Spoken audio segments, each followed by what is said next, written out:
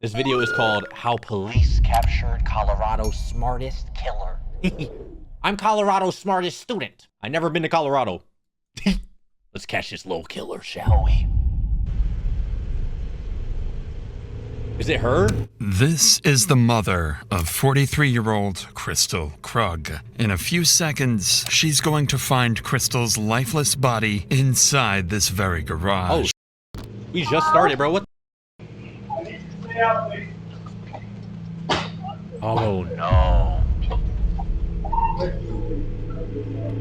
We've seen a lot of these cases before where the murderers, they're trying to slide. I don't know what I'm saying. Play the video. And this is Daniel Krug, the man who killed her. He's heading in for another normal workday, just minutes after leaving his wife's lifeless body hidden in the garage of their own home. Oh shit. Come on, talking about Holy. Men ain't shit. For the last 4 months, this man has been engineering the most calculated homicide plot Colorado has ever seen, creating fake identities, manipulating Crystal's children, and setting up the perfect scapegoat to take the blame. He believes his plan is bulletproof, that police will spend weeks chasing a ghost and eventually arrest someone else for the murder he committed. Despite nearly perfect detective work, his plan works exactly the way he intended. My husband said there was a dude who's been stalking her and threatened to kidnap her. God, this can't be true. I was the person who attacked her. Was that him fake acting? We see that a lot with killers. What a psychopath, bro. All footage is real and obtained in the U.S. law enforcement. And all footage and commentary here is by I am a journalist. Crystal, Officer Henry. Yeah, nice to Very meet good to you. meet you. I talked to Detective Mike, kind of have an idea what's going on. Yes. This is Crystal Krug, months before her murder. She lives here with her husband, Daniel Krug, and I just don't trust his hairline, bro. It's like too much forehead, not enough hair, you know? I wouldn't trust this guy with my life at all. their 3 children. Both Crystal and her husband are well educated and seem to have built a comfortable life together with their kids. But behind closed doors, something dark is happening that will destroy this beautiful family. All because Crystal's been dealing with a stalker obsessed with her, sending her and claiming to watch her every move. I'm letting anyone know, if anyone want to stalk me, there's nothing to see. I'm gonna be honest, I don't be doing I just be watching Netflix and chilling. Honestly, you don't gotta stalk me. We could just watch it together. Just don't kill me, please. I love you. Actually, don't do it at all. This officer is here to check her car for GPS trackers or anything that could explain how this stalker keeps finding her. In reality, the stalker is much closer than anyone. It's her could own have husband, imagined. bro. That's actually crazy. You can see like it's a little bit dirty, so you can see blood marks, but like my street looks like this all the time. There's no one out there. Like I know the normal cars. Yeah. So I don't know where he's following from. Okay. I can only assume a tracker. Nothing That's jumps scary, out at dude. me. I know, I didn't either. I'm hoping it's just meant to mess with me. The officer continues searching the vehicle top to bottom, but finds nothing suspicious. So before leaving, he offers Crystal a few safety recommendations and reassures her that they'll keep looking into her case. Not long in the course of the investigation, Broomfield Dude, I would do the opposite if I was in a relationship, to be honest. I would act like I had a stalker, so you like, yeah, ladies want me. That's just my crazy ex-girl. She love me. Yeah, don't worry about that. You know what I mean? And then she gonna be like, damn, my man, he like that, you know? Police receive another call, this time from Crystal's husband, Daniel, reporting a break-in at his home. An officer is dispatched to check things out. Dude, he has like a whole Unknowingly, storyline going. this encounter will be the start of one of the most calculated murders the United States has ever seen. Jesus. Hey, how's it going? Yeah, definitely. I'm Officer Chauncey. I'm Dan. Nice to meet you. Johnson, nice to meet you. So, as I pulled in, I saw someone run out, jump over my gate, Okay. and take off that way. Got it. I didn't think to call you until my wife got home recently, and we realized the spare key that we keep in the garage isn't there. Okay. According to Daniel, the only thing that's gone is their spare house key. If someone stole that, it means they aren't done and might have plans to come back at some point. The officer advises Daniel to change their locks immediately while police look into who this intruder might be. Dude, this guy's creating a story just to murder his wife. What the Why not just break up? We don't have that option? Can we not do that? I feel like that's always an option. You doing his whole elaborate plan. What no one realizes tonight is that this is no random incident. It's the opening move in a plan that's been forming for months. Jesus. And this break-in is just step one. Honestly, I will get the ick if my husband will let me get stalked. You know what I mean? Like, go be a man and protect me. I'll around. I'll divorce him. You ain't gonna have time to do nothing to me. I'll divorce you. 9 days after Daniel reports the break-in, his wife Crystal wakes up to another uneasy morning. For weeks now, she's been receiving strange anonymous messages and a growing sense that someone out there has an eye on her. Until now, none of it had a name attached, but a faceless presence that kept getting closer. But today, that changes. As Crystal gets the kids ready for school, makes her morning And they have coffee, kids and together? heads out for work, her phone buzzes. Jesus. She glances at the screen and sees a name she hasn't thought about in more than 20 years. Jack Anthony Holland, a man she dated briefly as a teenager. The message is short, crude, completely out of nowhere. Hi, Crystal. It's Anthony. Hope it's okay I looked you up. I go to Boulder every few weeks and thought we could hook up. You game? At first, she didn't think much of it. The two last spoke years ago, and even then, he was harmless. So she ignores it and moves on. But the next day, everything changes. My girl better not ignore that. She better write back and be like, you got a little, don't ever talk to me. My face, I got a husband. He got big guns. That's what my wife need to say. Cause my wife, she love me. Are you there? You should say yes when I offer pity. What the I saw your pics. You got fat. You should yourself. Holy. So this today. Your license plate expired. Gotta fix that. Suddenly, Crystal's fear becomes reality, and she begins living with the terrifying possibility that she's being watched. And now, she's certain Anthony is the one who's been harassing her Oh, poor Anthony, dude. He's getting set up. for weeks. She becomes hypervigilant, installs cameras around the home, dash cams in her car, and starts carrying a concealed handgun everywhere she goes. By late October, Crystal's barely sleeping. She keeps a spreadsheet of her stalker log, documenting the message she gets. Then, almost a month later, a new email from Anthony confirms her worst fears. This your husband? Drives like slow old lady. He needs to drive safe. The email comes with an attached photo showing her husband Daniel at his workplace. Now the stalker isn't just targeting Crystal. He's Oh my God, I will get the biggest ick. My grown ass husband man. This motherfucker can't look left and right. The stalker was right there. Protect me. coming after her family. Crystal realizes she can't handle this alone, so she hires a private That's mad close too. It's like the stalker breathing on him. You telling me you couldn't look? investigator to track down Anthony's addresses and digital history. Then, on Halloween night, she calls the police. So, how can I help you tonight? What's going on? Yeah, so I have an ex from a very long time ago who has occasionally found me on social media, and it's never been an issue until this month. So this month, I have received numerous text messages, and then today I got an email that is very threatening, and it escalated to the point that he took a recent picture of my husband at his work location. So the stalking is getting a little too aggressive at this point in time. Okay. So my last contact with this individual was 5 years ago, where I told him I was happily married. I had no interest in what he kept contacting me. He kind of blew things up and then blocked me. I blocked him, haven't heard from him since. After explaining everything to the officer, she documents each detail and forwards the case to the department's investigative unit. Within hours, the file lands on the desk of Detective Andrew Martinez, a seasoned investigator who's worked some of Broomfield's toughest cases, including abductions and violent crimes. Martinez schedules a formal meeting with Crystal for the following week, I trust his goatee. hoping to get a clearer picture of what exactly is happening and who this Anthony really is. When she sits down with Martinez, the situation has already escalated far beyond what Crystal first reported. So, I mean, like, he saw, like, full pictures of my family, of my kids. Like, I locked down my protocol real fast after this, because it was pretty alarming, right? Where he's like, we're meant to be together, and my family loves that we're talking. And I'm like, whoa, you think that we're, like, in a relationship? So I shut it down real hard. I said, this is really creepy for me. You need to stop. And he got, like, real emotional.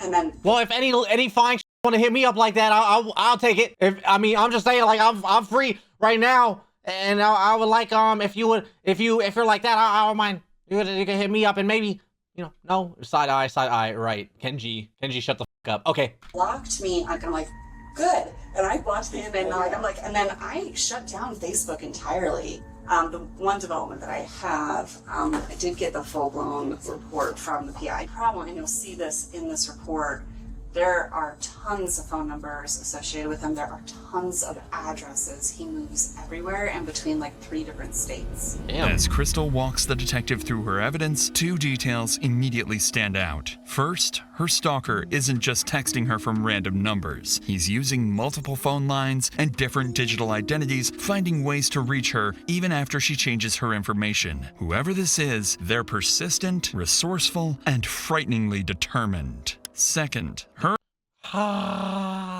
ex-boyfriend, Anthony Holland, is tied to several addresses and multiple phone numbers. Whether it's instability or an attempt to stay off the grid, it convinces Martinez that Crystal is dealing with someone who either doesn't want to be found or someone who's planning something far worse. With all of this in mind, Martinez wraps the interview with Crystal and begins the digital side of the investigation. Oh, yeah. He sends warrants to service providers, requesting phone records, email logs, and account information to track down the stalker. Unfortunately for Martinez, these companies will make a mistake that will soon prove deadly. No way. While waiting for the digital evidence to come back, Martinez decides to follow up on something else. The garage break-in Daniel reported back in September when a stranger supposedly stole their spare house key. He brings Daniel in for a formal interview, wanting to know whether he's noticed anyone following him, but instead of clarifying things, Martinez is about to learn something far more unsettling about the household. Dude, you know what I can't understand? How do you sleep next to a wife that you hate? You're plotting on her to kill her. You're doing all these steps, texting from, like, how? You know what I mean? It's weird. It's beyond weird. It's psycho shit. Where the detective is about to learn something troubling about the couple's marriage.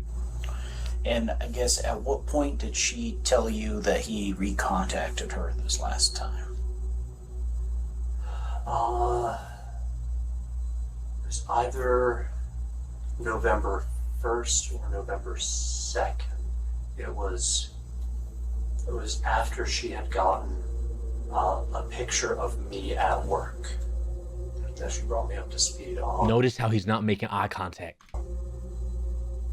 That. Gotcha, okay. And the first contact that he initially made with her was back on October 2nd. I guess why that month gap, do you think, before she told you? I'm sure she has mentioned to you that... Again, I'm an expert in body language, so YouTube, don't take down this video because you're always trying to play with me. I'm trying to give you honest feedback on this, okay? This is good commentary because I'm a body expert analysis. So if you look at his body posture, it's very close. He has his hands together, and he has a table in front of him, so he's trying to guard himself. You know what I mean? He's hiding his pants. So what that means, he's ashamed, and he's also not making eye contact. This is real shit. She and I are going through a rough patch, kind of on the rocks. Oh. So probably didn't seem that pressing. Damn, dude, age, holy shit. Until... Chat, we all get old, but until it was. Sure. And she didn't mention that to me, that you guys were having a rough time currently. Are you guys in the process of separating, getting divorced, or working through things? To be determined. My brother Matthew is a cop, so I have a retractable asp steel baton. Yeah. As I said, not right now, but otherwise it's on me all the time. I sleep with it next to me. I've bought some additional security cameras. baton when your wife's getting stalked? Oh my God, I could see why there's problems and divorce happening. Imagine how he. Do you like it? I hope I'm giving good strokes, madam. What the is this dumb? House. So what am I doing? I told you he gave me the ick. And I'm doing a shit job of protecting my wife. So I'm not doing good. Yeah, I can see that. So another grown-ass man says I can see that about not protecting your wife. What? I know that Chris Steele, we put her car Grown-ass on the man, lift bro. on Tuesday afternoon. I'm sorry. Nah, I gotta vent because y'all be little dweebs, bro. Oh my, look at this mom. I'll protect baby girl. Look at me. I'll protect you, baby girl. I love you. I'm trying to love on you. We gonna be together forever, and I'm gonna protect you, girl. To With see a if big there's any body. sort of GPS tracking or anything like that. We couldn't find anything on the car. If Anthony is watching you guys, it's going to be in person from a distance or nearby or however. So that poses an interesting Dude, he's issue staring in itself. down, not moving. From Daniel's reactions, it's clear the stalking is taking a toll on him too. His wife is terrified, his family feels haunted, and he's struggling to understand how any of this is happening. Okay, but his wife during the interview was like super engaged, eye contact, brought everything. Like, I feel like she's taking it better than him. And like, what the f? This guy's a loser, bro. He's terrible acting. His wife is terrified, his family feels haunted, and he's struggling to understand how any of this is happening. Detective Martinez wraps up the interview, but something Daniel said lingers in the back of his mind. Ooh, what's he say? revealed that he didn't know about the stalking for almost a month, not until Crystal finally showed him the email with the photo taken outside his workplace. So Martinez decides to look deeper into the family dynamic, and what he finds is concerning.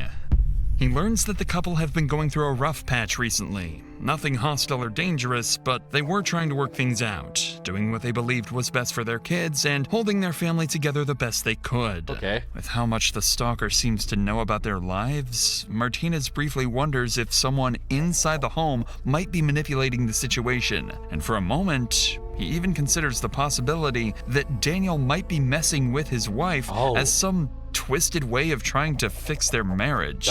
But that idea is quickly dismissed. There is no evidence backing any of it, and all signs still point to Anthony. That would be a plan. Baby, you're getting stalked. Don't worry.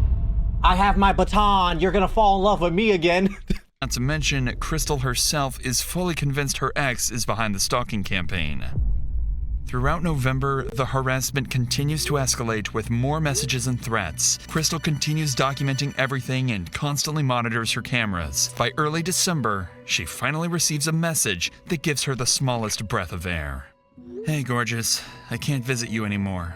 No more Colorado time. My girlfriend doesn't want us talking without her. She says you'll let the cops get me after you get rid of him. For the first time in weeks, Crystal and her family feel a brief sense of relief. It sounds like Anthony is backing off, maybe even leaving the state. But in reality, this is just the stalker's final move to make them drop their guard before he strikes. 1 hour before murder. Holy. The day starts like every other day. Daniel leaves for work, while Crystal heads out to drop the kids off at school. During those minutes, someone approaches the front door, tapes over the Ring doorbell camera, and slips inside the house. Minutes later, Crystal drives back home, pulls into the garage, and steps out of the car. She has no idea someone is waiting for her inside, and the moment she closes the car door, he attacks. The stalker strikes Crystal in the head, stabs her, bleeding on the floor. After months of plotting, this is the moment he'd been waiting for. Later that morning, Daniel tries calling Crystal from his office, but she doesn't answer or respond to texts. Hours pass, and there's still no sign of her, so Daniel finally decides to call police. Dude, they have cameras everywhere. They didn't see him walk in and out the building? Hi there. My name is Dan Krug. I don't think this is an emergency, but this feels really weird. Okay. My wife isn't responding to text messages or phone calls. Okay. We've had threats against us. We have both been targeted by a stalker. Okay. Threats have been made against my life. Okay. And threatening to like kidnap her, which is why I'm nervous Dude, that this she's is not. sinister, bro. Holy. Imagine murdering your wife and then call. Holy. Bro is too calm. This is scary, dude. Answering. He's evil. Within minutes of Daniel's call, an officer is dispatched to the Krug residence to check on Crystal. At the same time, Daniel also calls Crystal's mother, asking her to go check on her daughter, sending her straight into the worst moment of her life. You're gonna murder her daughter, call her mom to go check the body. How f***ing sick and evil are you? I told you I didn't trust that hairline. While she makes her way there, the officer reaches the house first. Hello. Oh, I was just, I'm their neighbor, and they called me. Like, can you go see if she'll answer the Oh yeah, he sent us as well. So Okay, I'm like, Oh, he just sent everybody. just next door. Okay. all right, well, you got this. Alrighty, man. Appreciate it.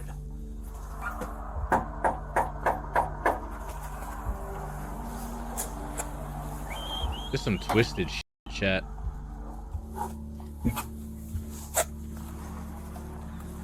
I'm a body expert analysis.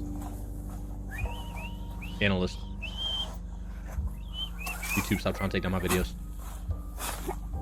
The house looks quiet, and the officer doesn't notice anything wrong from the outside. But before he clears the call and drives off, something nags at him. So he brings his patrol car a little closer to check the garage, where he's about to uncover a tragic, horrifying sight.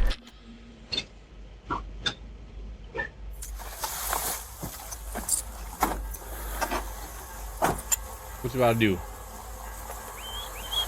Look in the window? Oh, this guy's smart. Is he gonna see it? As the officer leans in for a closer look, he spots a body lying on the floor, motionless, with blood smeared across the wall. Jesus. 151 sent medical and 110. I need a 4-center. I got a female down in the garage.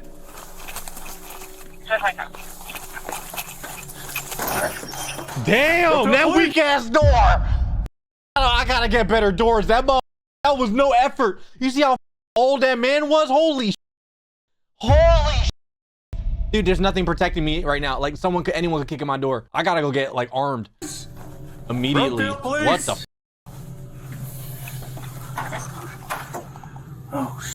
Oh no, bro. He's walking in.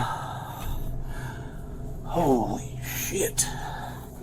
The officer steps into the garage to find Crystal with what looks like a severe head injury, so he immediately begins performing CPR, working on her for several moments with no success before opening the garage door to give medics access. Oh, but no. instead of paramedics, someone No. else soon arrives. Turn around, mama, turn around. Garage is open now. YouTube, you're not gonna be able to see anything. Everything's blurred, obviously, for obvious reasons. Oh no, bro. This is. Hello, ma'am. I need you to stay out, please. Okay. That's her daughter, bro. What the? Oh my god. Oh my god. This is up. Tragically, as the garage door is lifted to get medics in, Crystal's mother catches a brief glimpse inside, just long enough to see an officer performing CPR on her daughter. Before she can process what she's seeing, another officer quickly arrives to shield her from this nightmare. Jesus, man. Hey, I need you to come over here for a minute, okay? So we can work. I understand. I need you to come on over here, okay? That's her baby, I know. bro. Do me a favor. Go and sit inside so we can work on her, okay? So we can try to get her the help, okay? What's your name? Linda. Linda? Yeah. Okay. My name's Officer Zamora, okay? I'll come out here and I'll give you some news as soon as I can. Please tell me she's okay. I have no idea just yet, but I know that they're working on her. The officer in there has been working CPR on her, and I think she's doing okay, My okay? husband called. He did. He's the one that called us and let us know, Husband, okay? that evil mother. Take a seat for a minute. I'll be right back here, okay? I need to tag out, man. She's got a head wound. I don't know if it's from falling or something else, but probably falling, but I don't know, man. It's a good one. This is messed up. Husband said there was a stalker threatening to kidnap her, so I don't know. Dude, they better give this husband life. Like, or I don't even want to give him death. Send him to the prison and have a big strong grown man with a big baton. He like batons, right? Send him with a big baton in there, yeah. We're gonna see how he like them batons. No, she's unresponsive. Decent head wound. Where we have more room at patient. This is crazy, bro. While medics continue working on Crystal inside the garage, an officer stands outside reassuring a distressed woman who's just arrived, unaware that this is Crystal's mother. She's shaken and terrified by the horrors she witnessed inside the garage. Linda would later learn that none of this was random, and finding her daughter like this was always part of a twisted plan. Back inside the garage, medics keep working, still trying to revive Crystal, not yet aware of the fatal wound hidden beneath her clothing. Oh no. Guys, you seen anything other than a fall type of wound? What's that? Gash on the chest. Oh, shit. Oh Yeah, that's a no. stab wound. That's ready. Jesus. Yeah, I'm gonna go get it. Do you have any idea how old? The dispatch could tell us the husband called in to check Death on her. penalty? Dude, the death penalty is way too easy for this guy, bro. This is a planned for like 80 days. This man needs prison time for life. Like, throw him in jail and make sure he got the roommates that like booty. His gotta get taken. I'm sorry, they need to take it. I don't know right now, but dispatch should have it. So we have a visible stab wound. I don't go. They put Yes. oatmeal in there and spit in it. My fault. Nah, I don't know. This guy's disgusting, bro. We are asystole. Yes, systole. Yep. Jermaine, are you good with this, or are you? How recent is this trauma? Because if this is Husband said he couldn't reach her for. transport, we don't know if it's within 10 minutes, man. Okay, yeah. Husband has not been able to reach her by any means for a few hours. For a few hours. Jesus. Stab wound to the chest. Let Henry know that. Medics work for only a few minutes before realizing there's nothing more they can do. Beside Crystal's body, tucked inside her purse, the officer notices a handgun she never even had time to reach for. With the immediate area secure, officers spread out throughout the house, searching every room for the attacker, but no one is inside. And as officers step outside the home, they start noticing small details that don't line up with an impulsive crime. Yeah, I don't know the backstory. Husband said there was a dude who's been stalking her and threatened to kidnap her. And Martinez was involved, and Martinez just said, hey, this is a big old... I don't know, dude. I don't know the history on that part. Martinez does, though, and he said he's coming in. So, other than that, we're just kind of securing the scene and waiting for detectives, you know? See what they need. I kicked that, yeah. That's interesting. Yeah. That is very interesting. Almost like dude might have stuck around from this way and... Wow. I feel like that's kind of a dead giveaway. You know what I mean? Like, how else would someone know that, like, the angle of the Ring camera? The door was unlocked. That's how we got in. And then You know what, dude? deadbolted when You know what? I don't know. I kicked it and it went pretty easy. So I'm going to say no deadbolt. it wasn't deadbolted. It was just handle was locked. I saw her, came around, booted it. Officers quickly confirmed the door was That was a good unlocked, kick. and a strip of blue tape had been placed over the Ring doorbell camera. Whoever did this clearly planned it and came prepared. As police continue searching the scene, more family members begin arriving one by one, each of them unknowingly walking into the worst moment of their Oh, lives. here's this while guy. He's putting on a performance of a lifetime, isn't he? Dude. officers prepare to deliver the news no family ever wants to hear. They revive her? I don't know anything just yet, ma'am. I don't know anything just yet. Are you No, this is her mom. She's a mom. Family friend. family friend? Family friend from I down the live right in street. the blue house there. We asked her to Oh come my up on the God. door. Okay. I feel Is her bad for the husband mama. almost here? Is he gone? Is she gone? We want to give you guys all the information all together. Okay. We don't want to have to repeat the information over and over for you guys to continue anything. So He said he was on. What did we do to her? No. They won't say. They won't say. The dad just arrived. Oh my gosh. This is terrible, bro. I can't believe that the husband could like to know what happened. I can't believe the husband could just walk up, fake cry while the family is grieving. You know what I mean? Like, there's a lot of unbelievable shit. This dude's Absolutely. a psychopath, And, man. as soon as someone frees up who can tell you, I'll send him your way, okay? Our son's on his way. Is this your daughter, sir, or your daughter-in-law? Like, it's super twisted. This is your daughter, and so her brother's on his way. Yeah.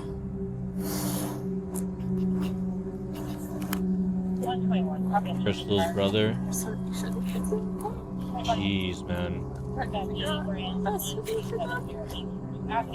With Crystal's father and brother now at the scene, the weight of what's happened settles over the family, and it grows heavier by the minute. The only person missing is Crystal's husband, Daniel, the man who feared he wouldn't be able to protect her for weeks. Now he's on his way to find out those fears have come true. As they wait for him, detectives arrive at the scene and begin coordinating their next steps to hunt down whoever did this. Little do they know, the killer they're looking for is still in the area, much closer than they think. So I pulled my car around to the garage just to see if her car was in the garage. And I immediately saw her at the base of the stairs, blood smear on the wall. And I came around and booted the front door. It turns out it wasn't locked. There's also a piece of masking tape over the ring camera, almost like somebody approached from the side and taped it. Jeez. And then maybe she opened the door for somebody. First thing I noticed was an obvious head wound. They noticed after tearing the shirt and everything off, she had a good stab wound right there. So that's what we got. Husband should be here any minute. Okay, so I need another detective up here to start working with canvassing. I need you to stay here, and Martinez is coming here, so he'll be good. Yeah, we gotta get Martinez in this. Martinez to work on this. I'm gonna give. And then Martinez was working on the stalking before. Yeah. And here's the thing. But we got to be careful of it. We have to be careful. We don't know. Anybody that's here is still a suspect. So we need to be sure that we stay focused on that. This chief is smart. He knows what's up. As investigators Smart, discuss plans to interview Crystal's family and her husband Daniel, he arrives on scene, cutting the conversation short. And right away, he makes it clear to everyone that he's nothing more than a devastated victim, overwhelmed by what's happened to his wife. That mother don't got a single tear in his eye. I'm looking at his cheek. He's just red as little tomato. Okay, I need you. This guy. I understand. I need you to stay back here. Family's over here. Family's over here. He even runs like, oh my God, dude. No wonder she wanted a divorce. Look at how he runs. Let me move again so I can show you. Holy. Instantly, pussy just dry. Dry as shit. Oh, my shit just shriveled up. I don't want none of that.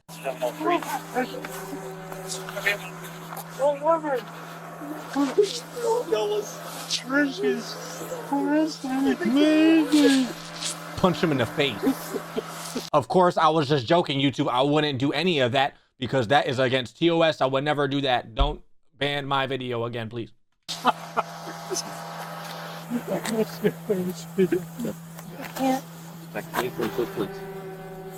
a lot of questions right now. Fortunately, we don't have a lot of answers for you. But I know what you want to do right now. We can have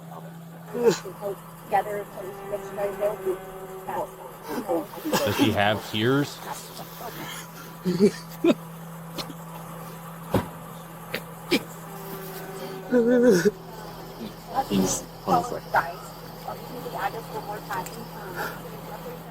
Yo, kick him in his... Wait, oh no, I can't say that. What could have said? Someone leave me over there? Hypothetically speaking, if this was a wrestling match, I would kick him in his ribs. At this time, officers I said hypothetically, so YouTube, don't do that. Have no reason to suspect Daniel of anything, so they treat him with care as he goes through this traumatic moment. But beneath that devastation lies a cold, heartless man, because Daniel knows exactly what happened inside that garage, and Daniel is the killer himself. Lock him up. Every tear and shaking breath is part of his act. Wow. One he will continue selling to police and Crystal's family, standing just a few feet away. Is anyone buying it though?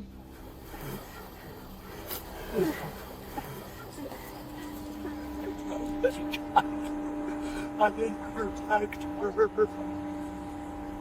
I was supposed to protect her. You killed her! No, well, they're not going to talk to her. They're not going to say, nobody says anything. They're just going to tell her that we don't tell. I This did is protect a family. We're her. just going to figure out a reunification. I did protect We'll take care of her. Just make sure that You always gonna be. I want you to know that. As this tragedy unfolds, Crystal's mother embraces Daniel, trying to comfort him, having no idea He don't got no tears the on man his face. she's holding is the one who murdered her daughter. I seen it. Unfortunately for officers, the hardest part of the job still isn't over. As the family grieves outside the home, a detective is sent to the school to pick up Crystal's children, who still have no idea what happened to their mother. When the detective finds Crystal's eldest daughter, she's already shaken. She's been watching the live camera feed on her phone and saw enough to know something terrible happened. But what she tells the detective next is what truly alarms her. Her mother's stalker has been hinting at something far darker recently, and he might have deadly plans for the rest of the family. What? My phone notified me of my house cameras going off. There was police at my house and an ambulance, and there was a stretcher. I couldn't bring myself to see who was on the stretcher, so I called my Oh my mom. God, poor Dad. kid, dude. My dad picks up and he's crying. They're probably about 7 minutes away. Okay, I'm not gonna lie, something happened. Okay, that's why you're here. Okay. You know what's going on? I do, but I can't. I'm not gonna tell you. Okay, because we're still actively investigating what's going on out there. So I don't want to give you wrong information. That's the last thing I want to do. Okay. I couldn't be in this situation, bro. Like anxiety, I'd be too anxious. Holy, this is scary, dude. So this dude has been threatening my mom, stalking her, taking photos of my dad, saying that he's going to kill him. Who do we know who this person is? One of her ex. I don't know his name. Like an ex-boyfriend or? Yeah. Okay. Okay. And they broke up a while ago. They ended it as friends. So this has all come to a really big shock to her. Jeez. And then so he's been contacting her from different numbers, sending pictures. Is he planning on going after the kids too? I mean, dude, everything's a possibility right now. He just planned this whole thing out. Dude, this guy is insane. Who knows? Saying he's gonna kill them. He hasn't mentioned anything about me and my siblings yet, which is good. He's like, he posted something to a website, trying to recruit guys to like help him with whatever plan he's doing. And then he's like, How did you guys learn about that? He's been contacting my mom through all of this. So my mom has contacted the police, and she has like a whole bunch of people on the case. Jesus. But the thing is, he's making it sound like she's helping him, and she's not. And so, Helping him like try to kill your dad? Yeah. And so like we're afraid that the police are gonna turn on us. Aww. And, so she's been trying to protect herself. What Crystal's daughter reveals isn't just alarming, it's sickening. Because this so-called stalker isn't just threatening the family, he's twisting the narrative inside their home. He's making it look like Crystal was secretly working with him to kill Daniel, manipulating the kids into believing their own mother is dangerous while positioning Daniel as the helpless target who needs protection. He need a hat. That's what he need. Cover that up. I'm tired of looking at it. I had enough. It's 30 minutes into the video. Wear something. To the kids, their mother starts to look untrustworthy. To detectives, Daniel starts to look like a victim. And to the stalker, everything is going exactly according to plan. It's a disturbing, genius level of premeditation carried out by a man willing to use anyone, even his own children. The detective logs this information and coordinates with Crystal's sister-in-law, Kate, to get the children safely out of the school. Back at the crime scene, detectives continue their work. They canvass the neighborhood, speak with neighbors, and begin collecting every CCTV clip they can find to reconstruct the killer's movements. By this point, there's enough evidence tying Crystal's ex-boyfriend Anthony to months of harassment, allowing police to obtain a nationwide arrest warrant for stalking. Departments across the country are notified to be on the lookout for him. Additionally, with a homicide on their hands and a killer on the loose, investigators can escalate the case and issue exigent circumstance warrants to service providers, finally speed up the digital data they've been waiting on. If Martinez received those files weeks earlier, things might have been very different. In the meantime, Daniel, along with the rest of the family, is taken to the police station for formal interviews. Dude, someone said he wanted the life insurance policy. I didn't even think about that. I was only thinking like divorce. That's what I was thinking. Like he didn't want a divorce or something. So he decided like, oh, okay, boom. You know what I mean? At this stage, it's standard procedure, and investigators are simply looking to collect statements. But about 2 hours later, when detectives finally sit down with Daniel, his routine interview will begin to take a very different turn. So, your home security system, you access that through your personal phone? Google Nest. That's Google Nest, okay? Uh-huh. What a terrible actor. Hi. Listen to me. Okay. Just push home. Home. Okay. So I have your permission to operate this phone and get what we need? Yeah. Okay. Yeah. So how many different cameras do you have? 4. 4 different cameras? Doorbell. Side of the house, driveway, back door. How long have you had it?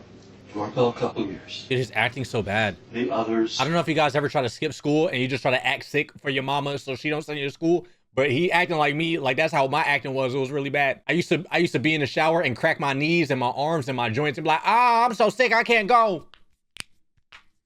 That's what I used to be doing. All since September. Wait, we had an intruder. I called the police. He came when we had a garage intruder. A month after Daniel reported the garage intruder back in September is when the stalking first began, and by then, the couple had already installed multiple cameras around the house, plus their Ring doorbell. But even with all that security, and after police confirmed they had no GPS trackers on their cars, the stalker still found a way to follow them, sending Crystal a photo of Daniel walking into work and texting her about seeing her at the dentist. So as the detective scrolls through the surveillance footage to understand the timeline, he notices something strange that catches Daniel off guard. Ooh. So when do your cameras go off? Do you ever have them set to turn off? 24/7. Okay. They don't turn off. If you lose internet or in the app, you can turn them off. And who has the ability to turn off the cameras? Who has the ability to go in the app and turn these off? Christine, me, and God, It's all right. It's all right, Dan. Home shows all 4. Oh, and perfect. Home. Jesus I can Christ. settings. Okay. Oh, just us. Just yes. Okay. The detective's question here isn't by chance. It's prompted by something peculiar he noticed on the surveillance app. Oh, did one of them get All turned of off? the home's cameras shut off at 8:15 a.m. and they stay off until 10:15 a.m. Oh, wow. Only the camera pointed outside the garage remains active during that entire 2-hour window. This... Did he think his plan was foolproof? If I turn off all the cameras, they won't see me commit a crime. You instantly stupid. Her time frame to those 2 Oh my hours. God, he's dumb. Just then, Martinez finally arrives at the interview room. He's the lead detective who's been handling Crystal's Don't give him a snack. stalking case for months, and now that case has become something far worse. He sits down with her devastated husband, feeling the weight of the loss they both couldn't prevent. They didn't save Crystal, they couldn't protect her, and now they're here, mourning her loss, trying to piece together what happened. I've had to protect her. It's not your fault. I was Dude, I hope the detective's just looking at his eyes and seeing no tears. Honestly, boom, case cracked, it's over. I'd be like, sir, can you take off your glasses? You're not crying. It's not your fault. Well, I'm sorry here I you go. didn't answer. I actually wasn't in today. As Daniel breaks down, something catches Martinez's attention. Daniel is crying, but there are no tears. I should be a detective. I told you. His acting skills aren't it. It's strange and more than a little concerning. Like, if I lose my wife, there's boogers, snot, everything. My eyes are bloodshot red from crying so much. That's the love of my life. Oh my God. My fault. I'm sorry. Wanting to probe deeper, Martinez asks for a moment alone with Daniel to see what's really going on beneath the surface. And the moment he starts asking questions, things get heated. Fast. Uh-oh. I know you said that you don't think that there was somebody else. She said. Okay. Why do you keep asking? I'm just trying to put everything together to kind of get a bigger picture, because you said that she's been acting kind of weird lately and, you know, being very secretive and withholding of information for you. So I'm just trying to understand, I guess, so we can backtrack what she's been doing this past month. Martinez's question here is telling of what he's thinking. He's not ruling out Daniel as a possible suspect. After all, the couple were going through a separation period, and this is meant to probe whether jealousy or something else could have played a role in Crystal's death. Sensing the tension in Daniel's response, the detective decides not to press any further. But as they step out for a quick break, Daniel says something that makes it obvious he struck a nerve. Ooh. I've seen enough movies. It's always the husband. I get it. It's always the husband. After detectives collect the initial information from Daniel, his children finally arrive at the police department. They still don't know what happened to their mother. They already only know, bro. that something is very, very wrong. Daniel is notified of their arrival. Yeah, something wrong with that plaid shirt. Look like a lunch table. Look at like a little picnic table, sir. And given a choice. Should he be the one to tell them, or leave it to officers and Crystal's family? Instead of letting someone else deliver the news, Daniel insists on telling them himself. Oh, wow. A decision that appears compassionate on the surface, but underneath, it's a way for him to control the narrative and shape how his children see him, even in a moment of tragedy. No, this guy is Following evil. this, investigators sit down with Crystal's family to begin their interviews, and this is where things start to take a concerning turn. Up until now, the case seems straightforward. Crystal has a stalker, her ex-boyfriend Anthony. That stalker killed her. Find Anthony, and you find Crystal's killer. Where's Anthony at? But once detectives start speaking to Crystal's parents, brother, and sister-in-law, things become far more complicated. And what they learn next will force them to reconsider everything they think they know about Crystal, her marriage, and even her stalker. So your understanding, I guess, of it's the ex-husband who's been kind of... It's not my husband, it's an ex-boyfriend. Ex-boyfriend. From when she was 18 years old. Okay, gotcha. Can you think of any, I guess, recent, has he reached out to you? Have you seen any... No, he's never contacted me. I know the restoration told me that he had messaged her again 2 days ago or so. Let her know that he was ready to come back, and so she can go ahead and off her husband now. This is scary. Make it look a little like she like, was... dude, yeah, I seen a lot of chatters. Kenji, you single? Kenji, what? Like, bro, how the f I believe in love with going on? You know what I mean? Oh my God. This whole deal with killing her husband. This is crazy.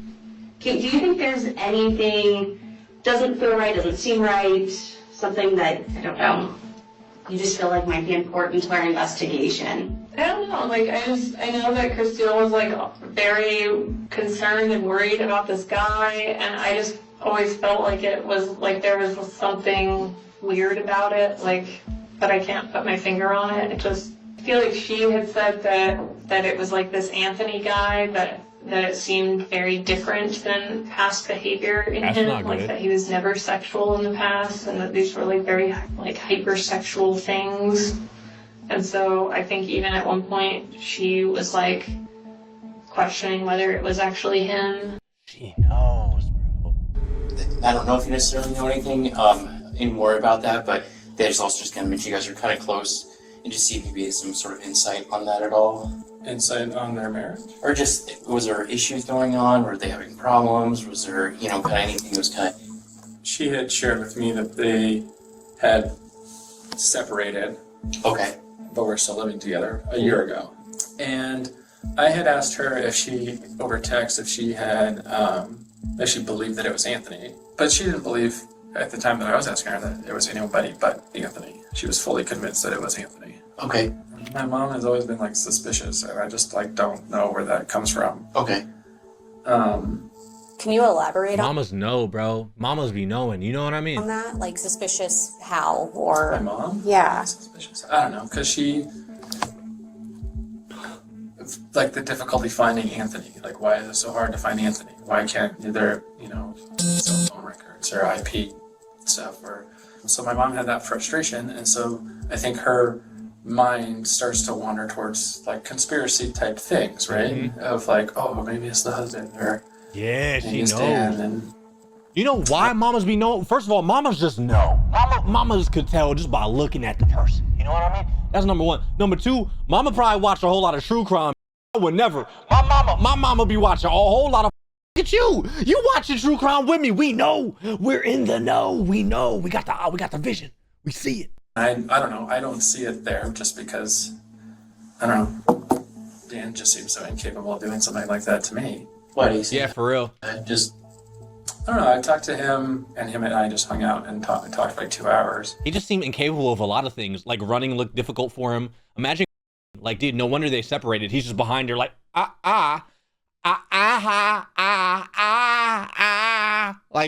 is it in yet? You know? And he was very concerned about getting his family together and talking about being vigilant but not paranoid. Even though Crystal's brother Lars sounds skeptical of his mother's suspicions, she isn't exactly wrong, as, on the surface, it makes no sense that Anthony couldn't be tracked down for months. Lars would also go on to explain that Crystal and Daniel saw their marriage very differently. Crystal wanted out, Daniel didn't, and the family seemed to view their relationship as dysfunctional but not violent. But listening to these statements, one thing becomes very clear. Every family member felt that something about the stalker was off. There was a shared intuition they couldn't quite articulate. And when detectives sit down with Crystal's mother, she makes that suspicion very clear. Oh, let's go. I know you said, and I kind of learned on seeing that she was married, had 3 children. Her life was hell when she left months and last year. Yeah. Her husband and her were not in good terms. Dude, he pretty much just psychologically tortured his wife and then murdered her, bro. It's insane. It wasn't just boom, in the heat of the moment, die. It was that is crazy. This is insane. He was in complete denial. She'd tell me how he was. Did she ever give you insight on what kind of led her to feel like her marriage was over, or? Dan is explosive, but I've never seen him, hurt her. He would hurt the kids, but some people think corporal punishment is okay with kids. But he would hurt the kids. She was worried about that. But I don't want to say it's a Dan. He knows. But she told me he was in denial. That she told him his marriage was over, but she would stay until graduated. I have this, just a gut I can't shake with him. What's that feeling telling you? I can't shake this question. Is he the one that's been doing this with Anthony? Needless to say, hinting that Daniel might somehow be involved with the stalker is an alarming accusation, and it makes things even more complicated for the detectives. At this point, the family itself is split. Crystal's brother Lars completely dismisses the idea that Daniel could be involved, calling it nothing more than a conspiracy. But others felt that there was something off about Anthony and the entire stalking agenda. With all statements collected, detectives wrap the family interviews and regroup to make sense of everything they've gathered. By combining everything they've learned, detectives land on a clearer picture of where the investigation now stands. The family interviews raised enough concern, and there was enough tension in the marriage that detectives decide they can't rule out Daniel yet, and he officially becomes a potential suspect. Yeah. But even with Daniel now on the radar, Anthony remains as the obvious prime suspect in Crystal's homicide. His threats and weeks-long stalking campaign still place him at the center of the investigation. With that in mind, detectives know their next move. It's time to find Anthony.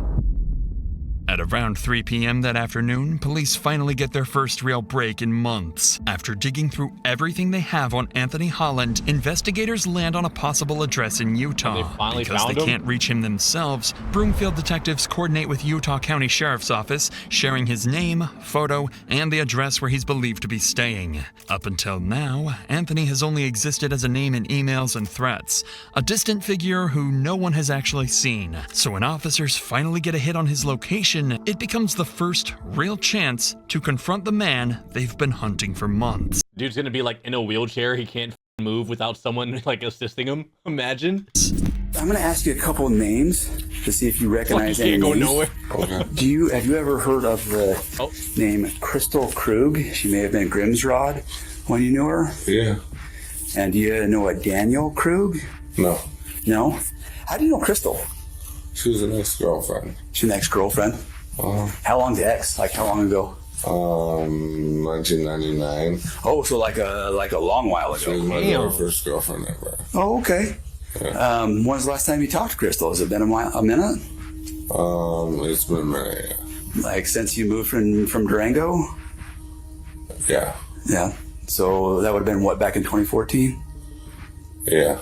Have you had any contact with anybody in that area since? Anybody, or have they contacted you at any time? No. I'm going to give you a phone number, and it's to a sergeant with the Broomfield Police Department. Okay. He would like you to reach out and talk to him. All right. They have an incident. I don't know the full details of their incident out there, and so I'll let him talk to you about that aspect. He had asked us to come out here to your house and talk with you. They were debating on, you do have an active warrant out of Broomfield Police Department, and they were debating on if they were going to have us arrest you or not. They are not going to have us arrest you on it. I'm going to advise you of the fact that you do have a warrant out of Colorado, and you can talk to this sergeant about the details of it, if that makes sense. As officers speak with Anthony, he appears intoxicated and confused. After being briefed on the situation, he gives his timeline, insisting he never left Utah and spent the morning with family nowhere near Colorado. Once they collect Anthony's statement, Utah officers leave to begin verifying every part of his story. In the This is why I be live streaming so much, because if anything go down, I'm here. I ain't do shit. I ain't do a goddamn thing. We live. You know what I mean? Meantime, detectives back in Colorado regroup to reassess the investigation. With Anthony still denying involvement, Detective Martinez turns back to the one angle he hasn't fully explored. Nah, we ain't your alibi. It was not even an alibi. I'm literally just not doing crimes. I'm streaming. What the f? You wouldn't have my back? This is a pre-recorded stream. How would I be able to read your comment if it was a Chat, I'll smack you with my... YouTube, do you see what I gotta deal with? You see these motherfuckers top left corner? They always with me, bro. Oh my God. Yet, Crystal's husband, Daniel. Since he never ruled out jealousy or affairs as a possible motive, he decides to dig deeper into Daniel's past. And that's when he stumbles onto something interesting and very unsettling. While searching old reports, Martinez finds a closed but unresolved stalking complaint from years earlier. The victim who filed it is a woman named Carrie, and as it turns out, she was Daniel's ex-girlfriend. The more Martinez reviews, the more disturbing the pattern becomes. The report claims she was stalked for weeks by an obsessed man who impersonated multiple people, manipulating her through fake identities. Detectives quickly locate Carrie and bring her in for an interview. When they sit down with her, they uncover a story so disturbingly similar to Crystal's, it opens up an entirely new theory. Repeat offender, brother. I think it was, like I said, a couple months I broke up with him a couple months into my freshman year. He, he was pretty emotional, I would say. Sort of desperation would maybe be a word I would use to describe after the breakup of, please don't do this, kind of, crying, that sort of thing, that I can recall. And then I started to get messages from his roommate, and that person's name is Tom. Damn, did we really need all these people in a room now? Holy, I bet it's hot as air. Just everybody breathing the same air. God damn. On AOL Instant Messenger. And I know Tom is real because they were roommates. If I called him, Tom would sometimes pick up the phone. They had a joint room and a joint phone. Tom, his role, I would say, was sort of to gain sympathy from me for Dan and continue to encourage me to communicate with Dan. There was perhaps some indication that he was, or was, because of the breakup, just really not doing well. So this, made me keep communication up with Dan. Jeez. And Tom ended up being Dan, right? So all these people I'm going to tell you about end up being Dan Krug, not Tom. If I'm telling, I know I keep on talking about it, but if I ever get that hairline, I might just do wigs. Like, I might just f around with wigs. You know what I mean? Like, who would know? Yeah, even though Tom is a real person, he was not sending me these messages. Suffice it to say, what Carrie tells detectives sounds all too familiar. Everything she describes echoes the same pattern detectives have been seeing with Crystal, but you funny, can I buy you Kenji? Those times are over, buddy. I'm sorry. The parallels don't stop there. Things I remember is a group of my friends from our dorm had met, I don't even know how, some cadets from the Air Force Academy. Sure. And so we all went to a movie, something super innocuous, and there was like a group of us. I must have told Dan about that. And I think it was 2 or 3 days later, I got a message from someone named Nick Clark. And Nick basically said, I'm a cadet at the Air Force Academy. I know you went out with these people, and I want you to know that he came back, or these people came back and said that you slept with him. So now there's this rumor going around the whole academy that you're an easy target kind of thing. And Nick, I think, served the purpose of sabotaging anyone I was meeting if they were associated with the Air Force Academy.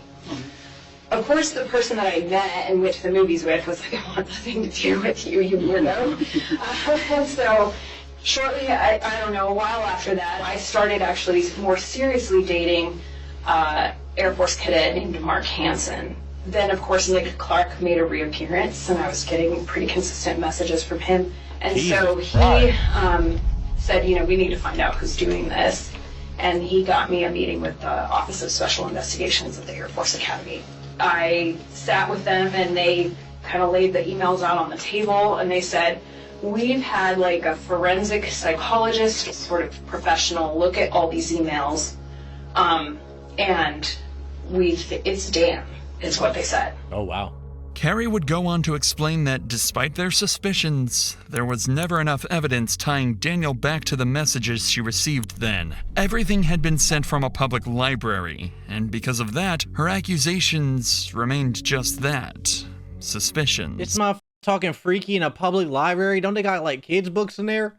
But take your ass home. Even without proof, the similarities between the two women's experiences are impossible to goes to the library to troll and just, I don't even know, cause havoc. Ignore. And for the first time, detectives begin considering a fourth possibility they never imagined. What if Daniel has been playing everyone? Look at his hand on his hip. What if he's been impersonating Anthony? What if he's always been the architect behind the entire stalking campaign? I know some of y'all be watching with your YouTube. I know some of y'all be watching with your dads. You know what I mean? Hey, sorry if there's friendly fire, dads. By the way, your hairline look good. It look crispy. I like your hand on your hip, and it's cool. You doing a great job, father. Okay, keep on doing the thing that you be doing. Detective Martinez receives the intel from Carrie's interview, and with that, Daniel officially becomes an equal prime suspect alongside Anthony. At this point, the only thing that can give them a definitive answer is the digital evidence. So while they wait for that, Martinez receives something he can work with immediately.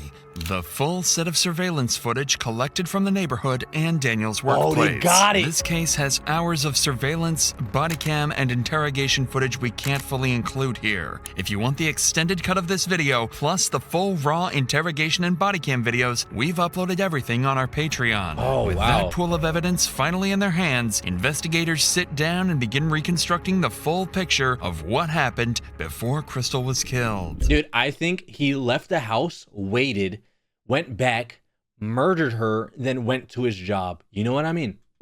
That's what I think. Shortly before 8 a.m., Crystal arrives home after dropping off the kids. She pulls into the garage, closes the door, and everything looks normal. Minutes later, at 8:15 a.m., the entire security system goes offline. Every camera except the outside garage camera is taken down for the next 2 hours. Wow.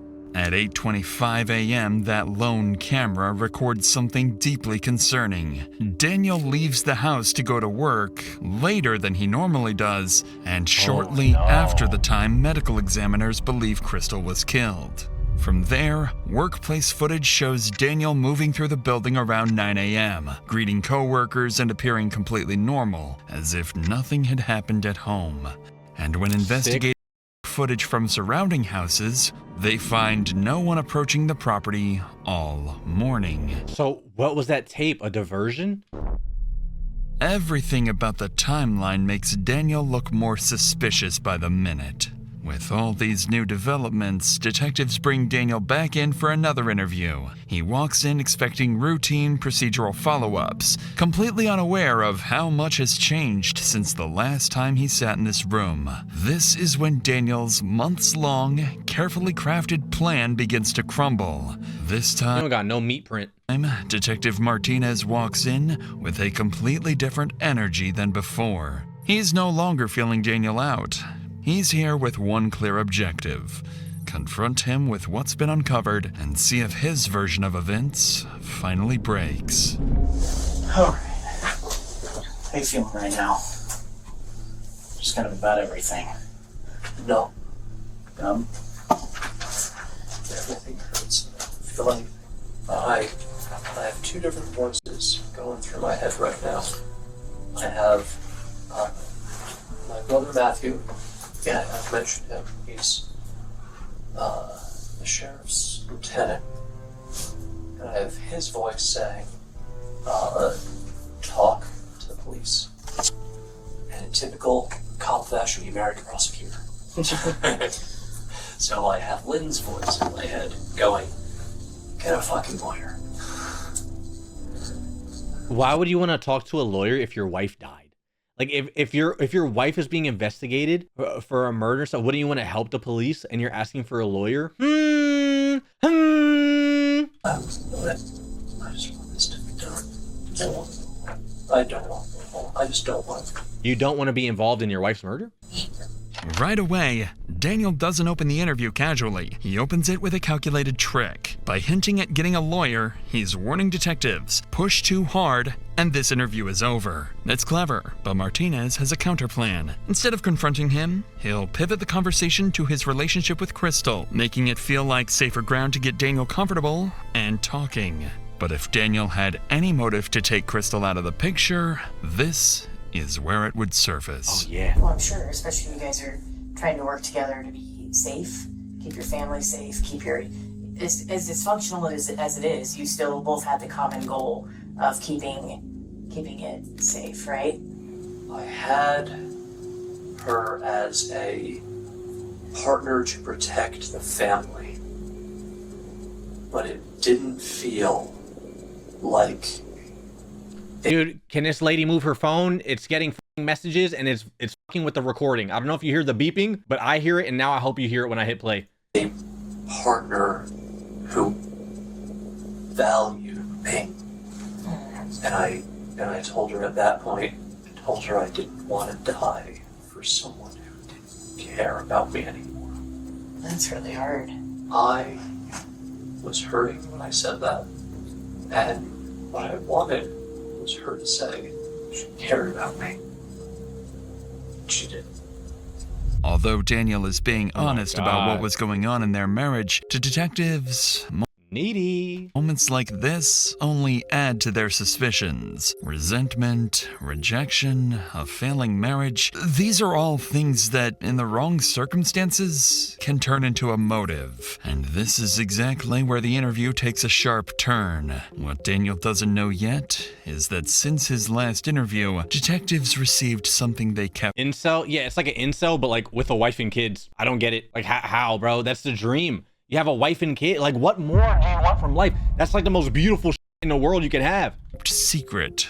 I'm gonna be honest, chat. The materialistic bull is nice. Sure. Oh, I got a nice watch. Oh, nice car. Whatever the fuck. A wife and some kids. I die for my wife and kids. I'll kill for my wife and kids. I don't even have any. But like I would though, because it's my wife and kids. But I don't have any. But one day. Exact moment.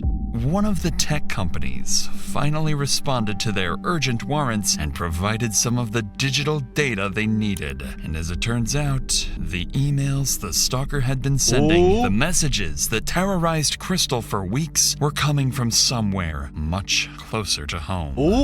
One of the things that we really started looking into today in an effort to find Anthony is the Gmail.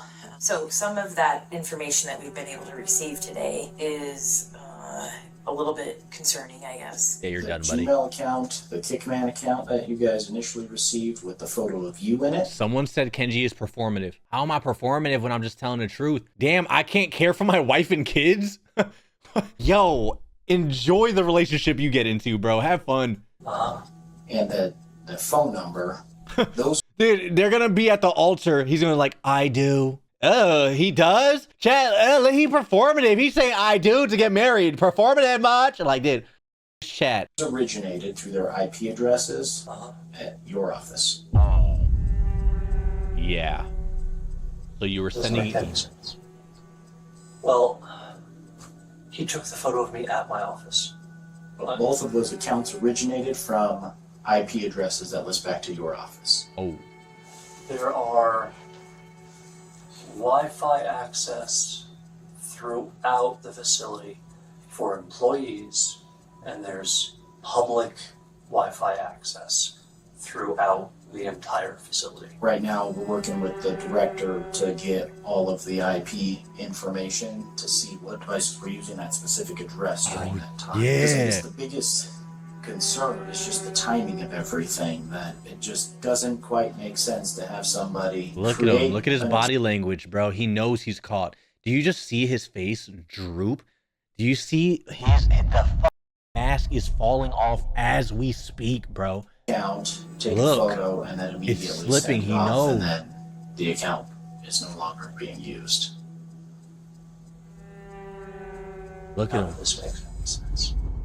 Daniel looks thrown off, unsure where Martinez is going with this. The emails tied to the stalker connect back to Daniel's workplace, a detail he clearly didn't expect detectives to know. He seems nervous, but still cooperative. So detectives decide it's time to push further, because they have something else they withheld from Daniel until now. During the investigation into Anthony's alibi, officers in Utah forwarded something small but important. A time-stamped shopping receipt placing Anthony in Utah morning, miles away from Colorado at the time Crystal was killed. Got an Martinez alibi. and his partner decide it's the perfect time to see how Daniel reacts when they push him directly and force him to confront the possibility that he might be the stalker. Also, let's add on top of that the fact that there's, as far as we know right now, there's no physical way that Kickman could have been involved in this based on where he's at right now. So, you know, the mystery continues, and I'd ask the husband. Things are certainly pointing in one direction right now. well, and you've given us reason. Here's the other thing, Daniel, is I sympathize with the fact that you're in an extremely frustrating situation. I know you want to be a part of your kids' lives, but you can also sense that's why we're asking all these questions about infidelity and everything else. Is there some other mystery man that we don't know about? I have been faithful. I don't think we're talking about you.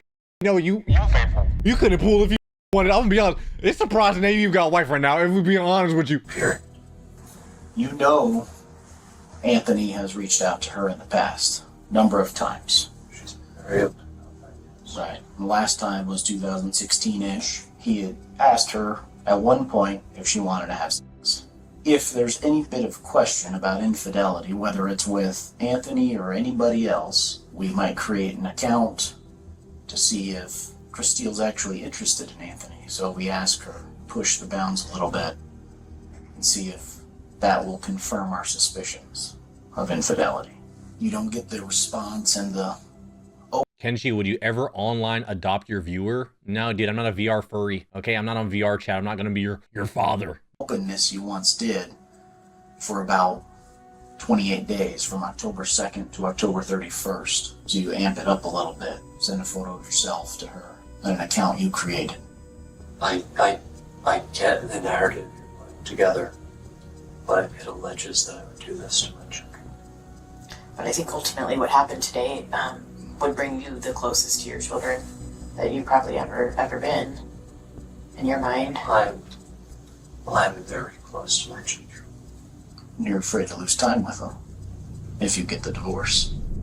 Clearly, detectives managed to perfectly articulate Daniel's reality, one he may not have even fully admitted to himself. He is a man so terrified of losing his children, so desperate to stay in control of his family, that he would do anything if he felt it slipping away, even if it meant murder. The detective's brutal honesty leaves Daniel speechless. He doesn't argue or deny it. Dude, they read him like a f***ing book.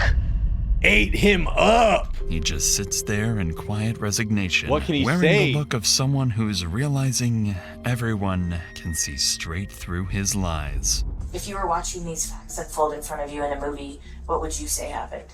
There has to be someone else. That was able to turn off the cameras, that was able to use your IP address from your work to create accounts, to send messages and photos, to act as a stalking suspect. I don't know, I'm not the one who does this. I'm analytical at work, and I read and write fiction at home. I don't do... I read Harry Potter books. How can I do it? I don't do crime. What a f***ing defense, bro. Make him my lawyer. Kickman is 6.5 hour drive. And then in fact, he was contacted in his house, severely intoxicated. There's no way he could have made that drive. All this time that we've been looking for him, for the protection order, and you just found him today, like that. Yeah. I can't believe you would let my wife deal with this stalker. Oh, you just found him today? What a fucking ass, bro. Lock him up. They've been chasing the wrong dog. It sounds like you're accused. There you go, you're getting a it. lot of information that points your direction, and we were hoping that you could provide explanation other than it wasn't me. I don't have a narrative or a story that I can offer you, because I thought we were on the same side. What would you think, or what would you say if we told you that other people you talk to that are close to your wife expressed that she had, maybe you told them that she suspected you of having... She said that right to my face, that she wanted to know if it was me. Wow. I told her no. But I think there's more to the story. Like, I don't know, it just doesn't, it's not adding up.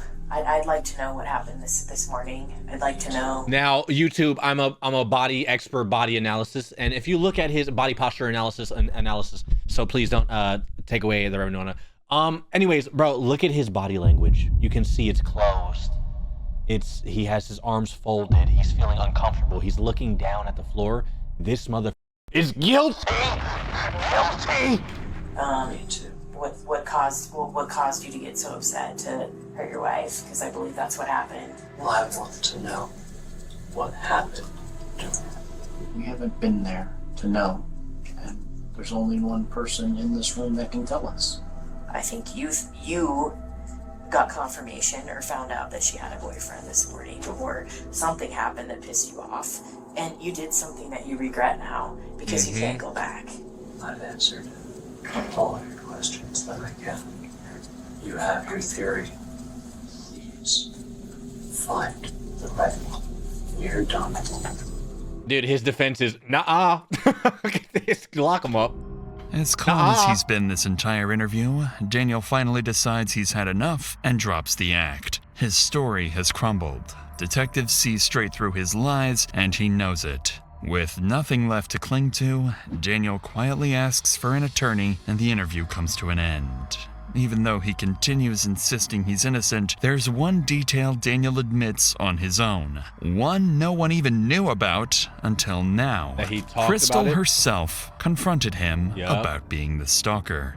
Hearing that from Daniel's own mouth hits Martinez hard, because to him, that sounds like the kind of confrontation that could have pushed everything over the edge. But without hard proof, detectives can't yet say Daniel is truly responsible. So with the interview over, Daniel is processed for physical evidence and escorted out of the police station. But before he leaves, he turns back and tells detectives one final thing. I want you to find who did this.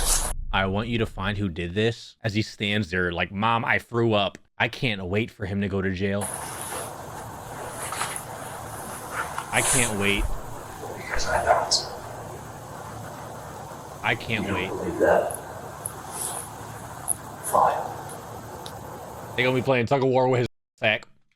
Just don't in stop jail. looking elsewhere. Focus on me. Okay. Find. Wow. Are you married? With kids? Divorced? Right behind you. I don't care if you capture him. I just want the day. Right. He took my children's mother Right. for Christmas. Bravo. Great acting there. Good job. Okay, put him in cell C928. Opening. Lock that motherfucker forever. Thank you. Have a great Over day. the next 2 days, the case becomes the department's top priority. Every available officer is working on it, and this is when the investigation finally begins to break wide open. Officers in Utah finally finish verifying Anthony's alibi. They find Kenji, I'm getting secondhand embarrassment. Why?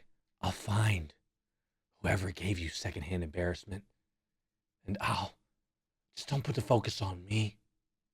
Put it on someone else, please. surveillance footage showing him in Utah at the time Back it up, Keanu. Wait, why is that? of Crystal's murder, and there are no travel records or license plate pings placing him anywhere near Colorado. Then, the last of the digital evidence arrives, and this time, it's overwhelming. The burner phones used to send the threatening messages to Crystal were purchased with a Visa gift card registered under Daniel Krug's name. This mother spent $120 to terrorize his own wife. Cell tower records show those burner phones were always in the same location as Daniel's personal phone, meaning he was carrying both devices at the same time. And then comes the final blow. Detectives uncovered Daniel's Google searches from the night before the murder. No. How hard would you have to hit someone in the head to make them unconscious? When is a head injury a cause for concern? Piece by piece, the picture comes together. There's no Anthony, there's no mysterious stalker. It's always been just Daniel. Detectives now understand. I hope he grows out his hair, and then that way the prisoners have something to like grab their hand on. You know what I mean? Just like grab it and twist it, and then, you know? Exactly what happened. Daniel created the entire stalking persona in a twisted attempt to regain control of his failing marriage. And when Crystal began to suspect the truth, Daniel killed her to cover it up. Bro. On December 16th, an arrest warrant is issued for Daniel Krug. Officers are dispatched immediately, finding him on his way to his daughter's dance performance. As patrol units close in, Daniel's movements strike them as suspicious. Feel bad for the kids. He appears to be heading back towards his car, and officers believe he may be trying to get away. This is a detective. You know, go on the island. Just get right. All right, we're coming up in front. Just get up and bump the back. Do we get a police chase? No, fuck. Go. Get him. Just go. Go. Lock him up. He can't run. He runs funny. Show us your hands. Show us your hands. Get on the ground. Hands on your face. hands on your feet! He's driving a family car, the Family Guy car. Oh my God, editor, please. Under Dude, Daniel Krug is taken into custody without incident. In the weeks that follow, police finish their work. The digital forensic evidence, the surveillance timeline, the phone data, all of it leads back to the same person. Investigators become certain that Daniel Krug acted alone. He created a fake stalker, framed an ex-boyfriend, manipulated his wife, his children, and law enforcement. Before the case reaches trial, Daniel formally pleads not guilty. In April of 2025, his case moves into the courtroom. The story prosecutors present is devastatingly clear. This was about Dan losing control.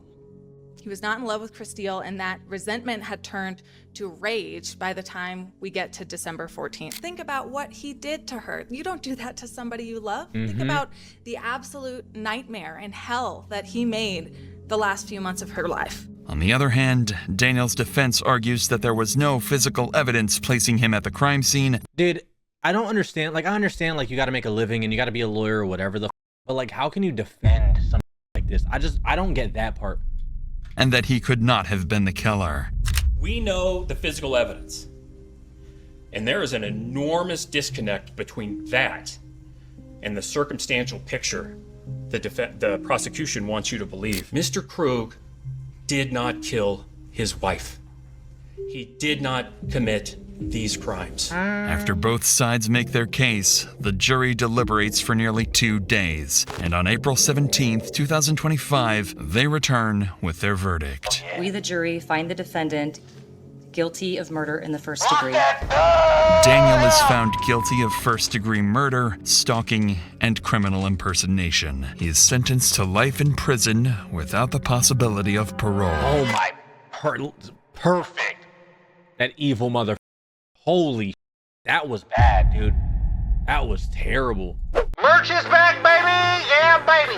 Merch is back. Make sure to get the merch. Merch is on sunkenji.com, sunkenji.com. We have the plushies restocked, the hoodie restocked. We have our new hot mom's hat. Make sure to get the hat. Ooh, that's so nice. We also have bundle deals, limited time, and we have a Nightfall, very high quality content and stuff. Make sure to get it or not. I don't care. It's really up to you. But if you want to get instant things, it's limited time. So you only have a few days to get it, or maybe a few more months. Who fucking knows? I have no idea. No one even knows. I don't even think you know. Do I know? I don't even know. Make sure to get it. Oh yeah, that's an exclamation mark. Link in the description below.